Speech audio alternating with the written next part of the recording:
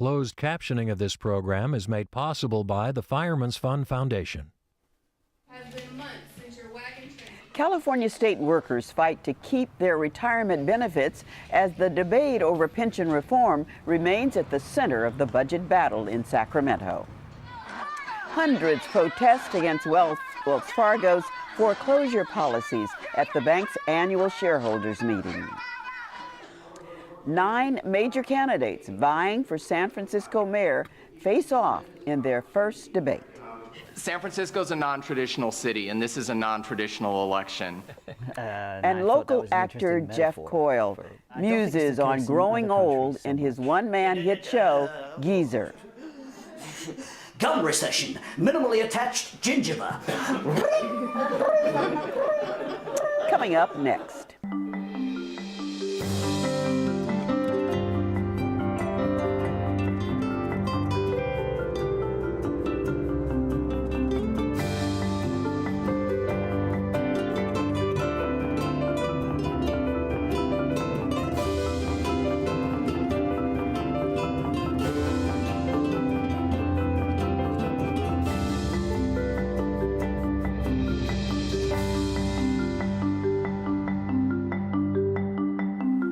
Good evening, I'm Belva Davis, and welcome to This Week in Northern California. Joining me now on our news panel are Mark Calvi, senior reporter for the San Francisco Business Times; Rachel Gordon, City Hall reporter for the San Francisco Chronicle; and Josh Richmond, legal and political affairs reporter for the Oakland Tribune.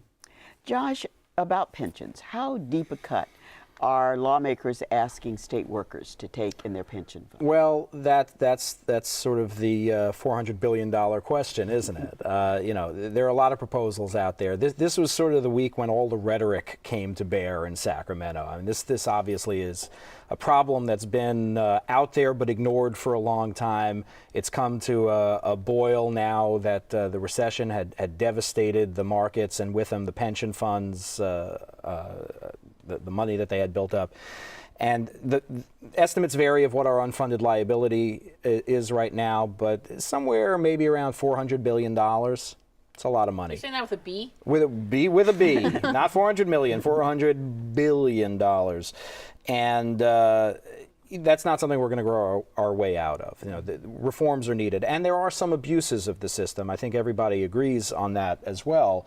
But California workers went to Sacramento this week. They formed an alliance that they call Californians for Retirement Security, and they sent their Pension Truth Squad to Sacramento this week to debunk some of the attacks that have been mounted in their eyes on public workers. And they were pointing out that their contributions to their pensions have climbed from 5% to somewhere in the 7 to 10% range, that the average public pension in California is only $26,000. Which certainly here in the Bay Area is not exorbitant by any stretch of the imagination. They launched a website, a don'tscapegoatus.com website aimed at legislators and as well as at those that they perceive as being behind the efforts to rein in public pensions at the expense of workers. To that end, there was a study released this week by an organization called the California Foundation for Fiscal Responsibility, which is funded by an out-of-state billionaire that it won't actually name. But what it basically found is that California's state and local government workers are making salaries similar to those in the private sector, but get significantly higher retirement benefits, with the exception of teachers, though. That teachers are actually making a lot less after retirement than other public employees in the state. So that sort of lit a fire under the rhetoric as well. And now today we've had the Legislative Analyst's Office just release an analysis of a ballot measure that we're likely going to see on next year's ballot, which would provide that public employee pension benefits in California can only allow for full retirement ages of 62 years of age or older. The rub of this is that this is going to affect existing public employees, people who already have contracts and who already have agreements saying that their pensions will be this, this, and this.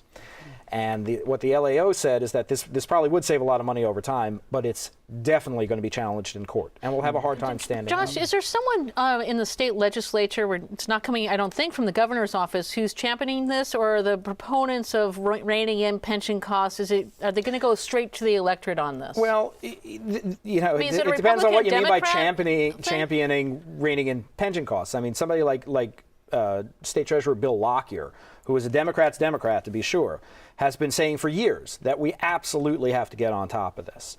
On the other hand, I don't think he'd necessarily go for this ballot measure, which is being put forth by a Republican assemblyman.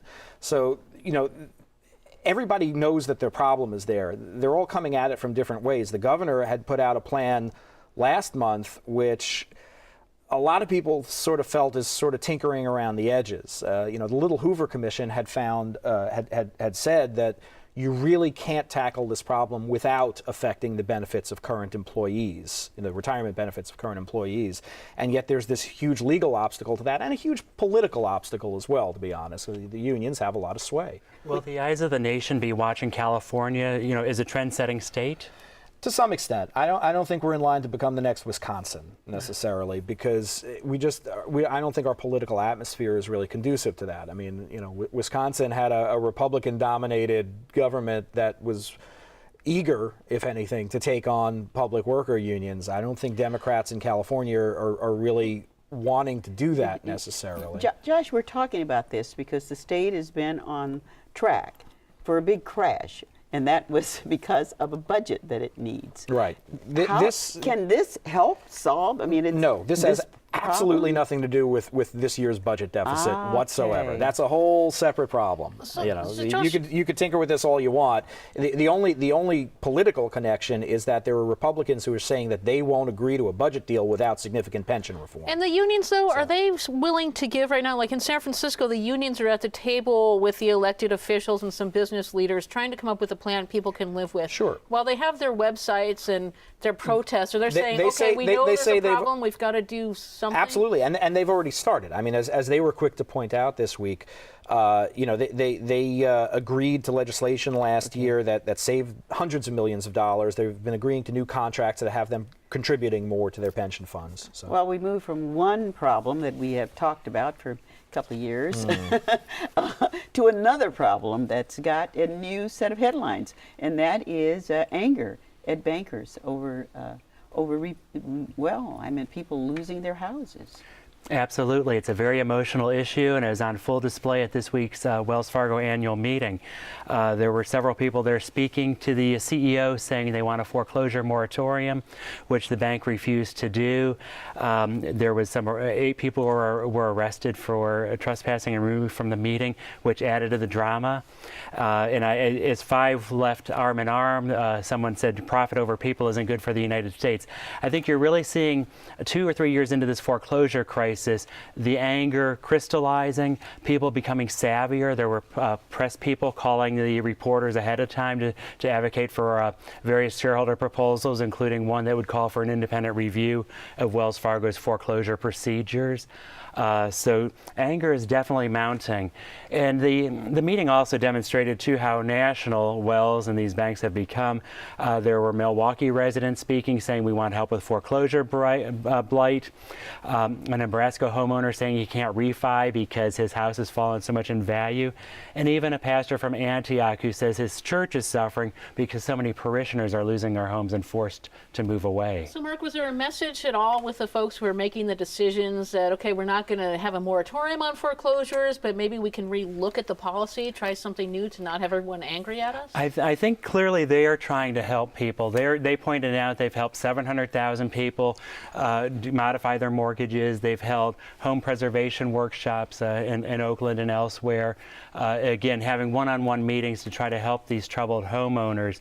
But you can tell the problem is brewing, and if there was some common ground at the meeting, it was both sides saying the federal government's efforts haven't really worked as hoped. That's been a disappointment. And this is early in the presidential election cycle, but I mean, what does this mean for next year's shareholders? Yes, I think it's going to be even more an issue next year. I think if we've seen the anger brew and crystallize, but I think next year is even going to be more dramatic with the backdrop of the federal presidential election. They did get the attention of the top guy at Wells.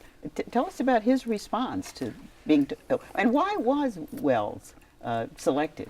Well, Wells for is the this nation's heat? largest mortgage originator, B of A the largest servicer of those mortgages, collecting payments. But he said, no, we're not going to agree to a moratorium. He said that basically inhibits the process. He's saying we need to not delay the inevitable. And when somebody's foreclosed upon, to sell the house, get them out from under that mortgage. He did note that the typical mortgage going into foreclosure is 16 months behind on their payments. 25% of those troubled homeowners have already left the property. So he was trying to give the bank side as well. But this is a hot button issue, and I think it's even beyond, as powerful as Wells Fargo is, I think it's actually going to take some type of response from the federal government as well to really get to the heart of the problem. But isn't that the problem? People have been waiting on the federal government to They do have. something. And it's tried, I guess. And increasingly frustrated, so they're turning to the bankers, they're turning to whoever will listen to their plight.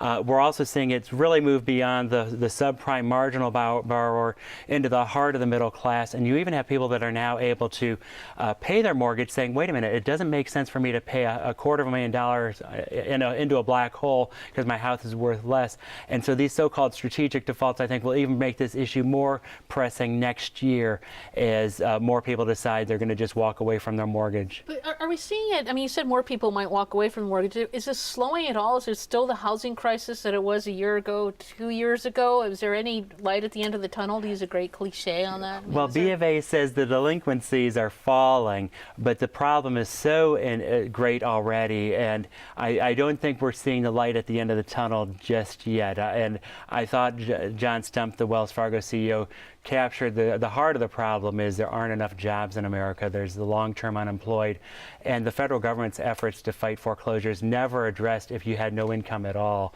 if you were jobless. So that's at the root of the problem. That's the problem. Yeah. Is this a national uprising, or is it just local? No, to it is here? definitely a national uprising.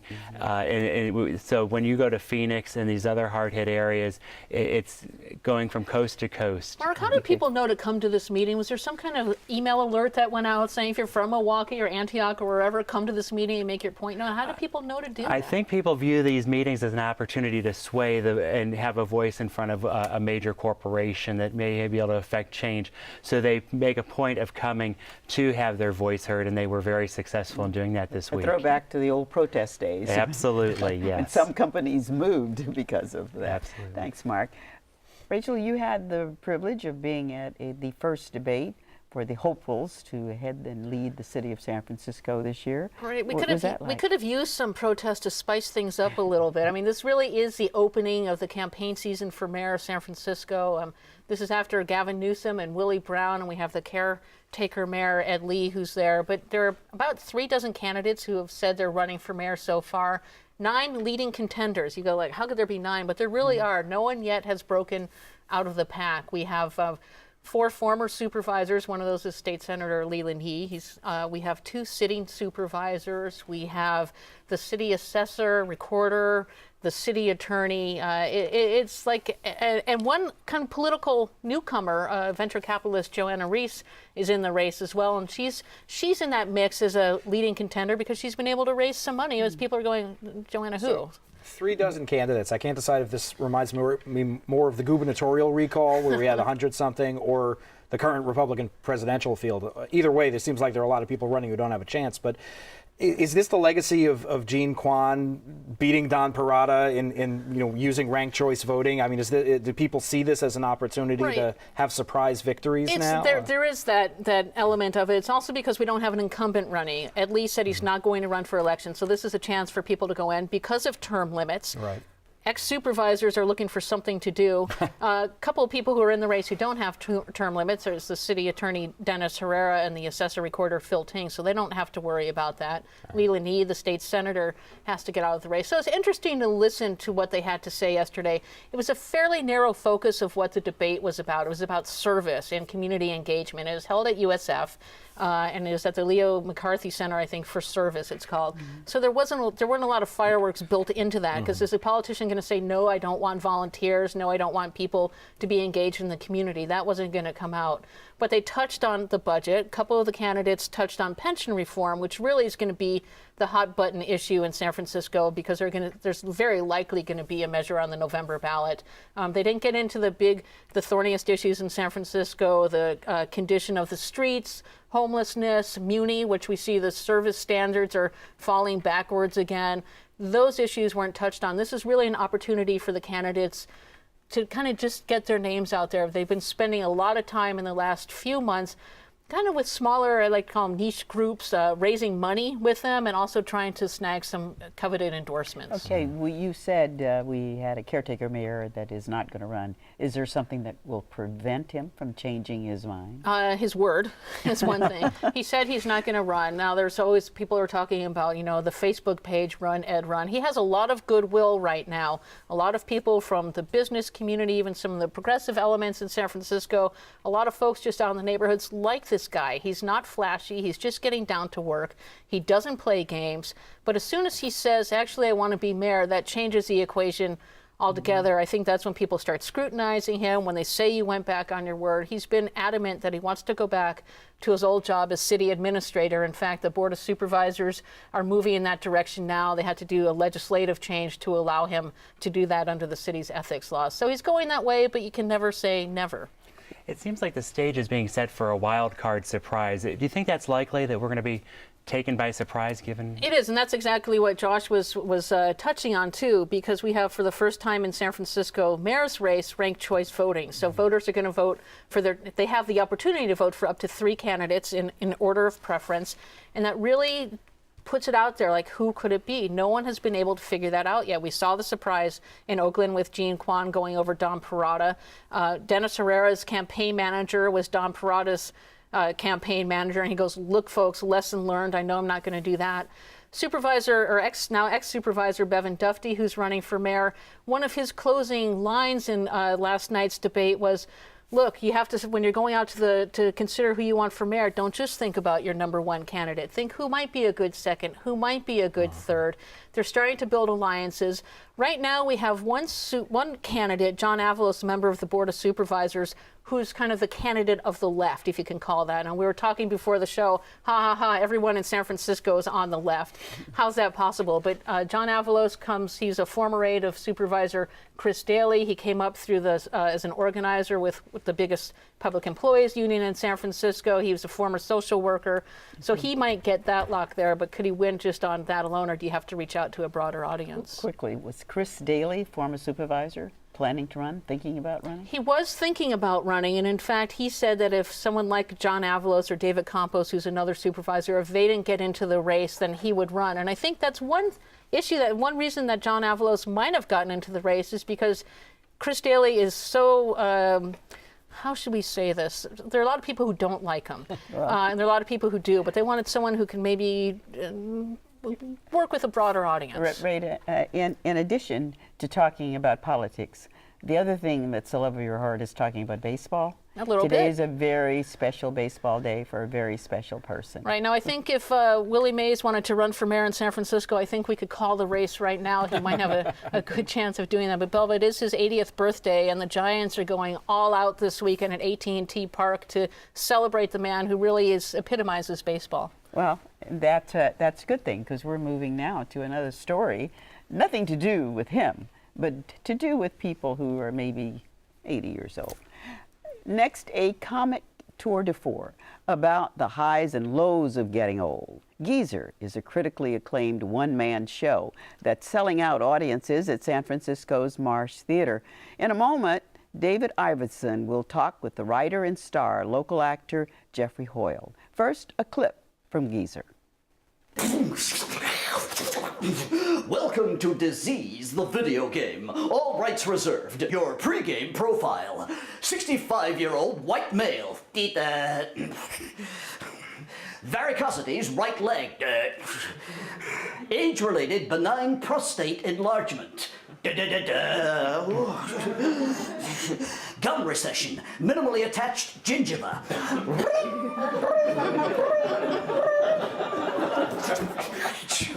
Degenerative disc disease.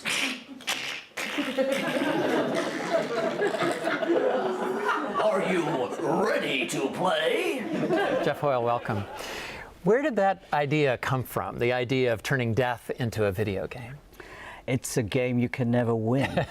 And I thought that was an interesting metaphor for, you know, certainly a way many people in America, at least, see death. You know, it's something that you can you can overcome in some ways. I don't think it's the case in other countries so much. Certainly in Europe, there's a much more of an acceptance of that, and ripeness is all. You know, we ripe and then we rot and rot.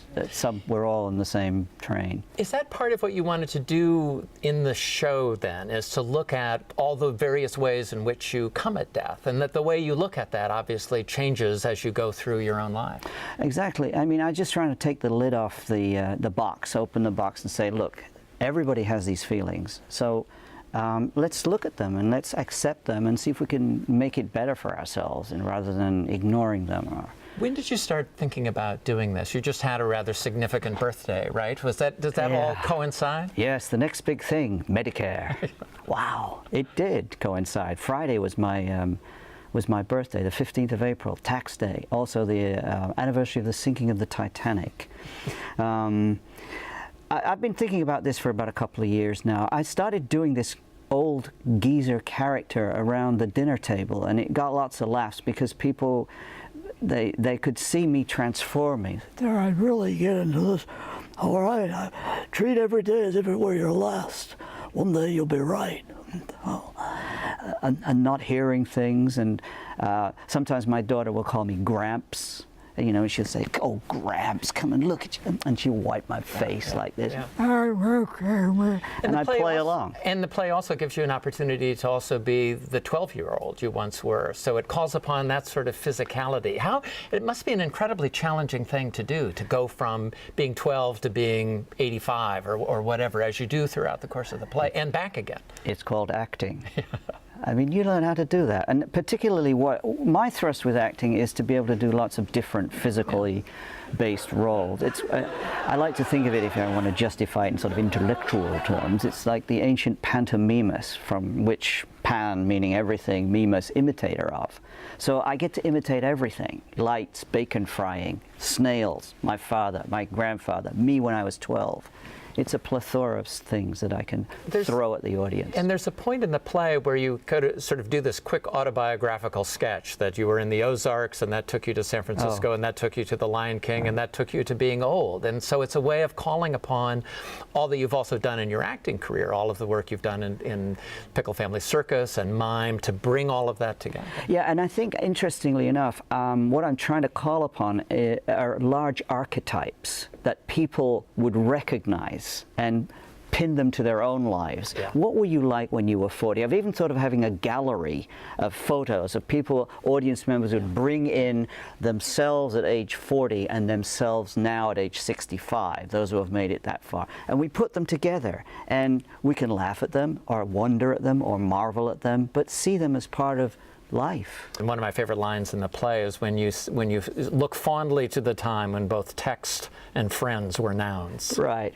Sometimes that gets a huge laugh, sometimes it doesn't. And then I say that who wants to live on cardboard and rice milk to get an extra 2 days in hospice?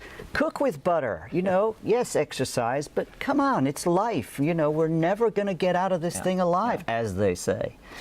So much of the play is about fathers and sons at different points in your own life as a young boy, and then in your relationship with your own children.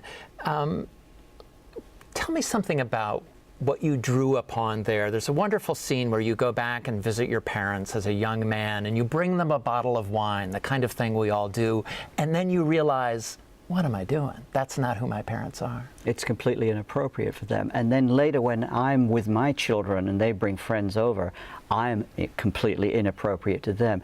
I have to say, I need to credit David Ford, my director and co-conspirator in this, for pushing me in that direction. He, I think, very cleverly intuited that this was a very rich mine for me. Because my father died when I was so young, and because I am now a father, you see that wheel of life, that continuum. And he was really pushing me to, and I couldn't figure it out at times. I think, why do we have to do all this stuff about my father? But he knew what he was doing, and I trusted him, and it paid off. And is it a way then in the end for you to be able to say those things that you wish you could have said to your father, and also in a way say to your son those things that you still can't? Well, you know, there's a lot of eye-dabbing goes on when I'm playing my dad, as I do at the end of the show. And that comes simply out of the fact that I had a coat, which actually belongs to my son, that I put on, and then I had these mad glasses, bifocals, that my daughter used to use for dress up, and I have a cap that I got in Donegal in Northern Ireland. And I put it on, and I looked at myself in my big performance mirror, and I said, I am my dad. And it was kind of stunning. And so I said, pay dirt, I got to use this. Jeff Hoyle, pleasure to have you on our program. Happy birthday. Oh, thank you. Cheers. Wait, why does this say Mel Wax Newsroom? Well, Geezer's running at the Marsh Theater in San Francisco. It is sold out through July, but it will be extended. I thank all of you for joining me here tonight, and I thank you too. Visit us at kqed.org/thisweek anytime. I'm Belva Davis. Good night.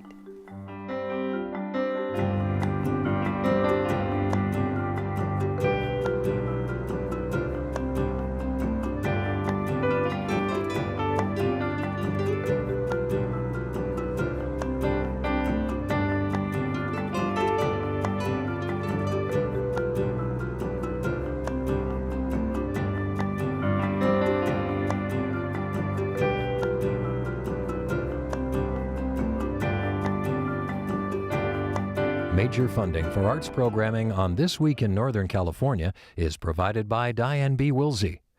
Additional funding provided by the George Frederick Jewett Foundation, Helen Sarah Steyer, and Fred Levin and Nancy Livingston of the Shenson Foundation.